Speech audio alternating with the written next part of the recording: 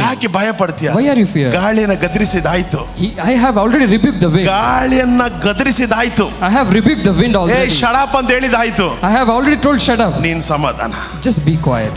ನಿನ್ನ ಲೈಫ್ ಅಲ್ಲಿ ಬರುವ ಗಾಳಿ, whatever the wind comes in your life, life ಅಲ್ಲಿ ಬರುವ ಹೋರಾಟ, whatever the fighting comes in your life, ಅದನ್ನ ನೋಡಿ ನೀನು ಗೊಣಗಾಡಕ್ಕೆ ಶುರು ಮಾಡಬೇಡ.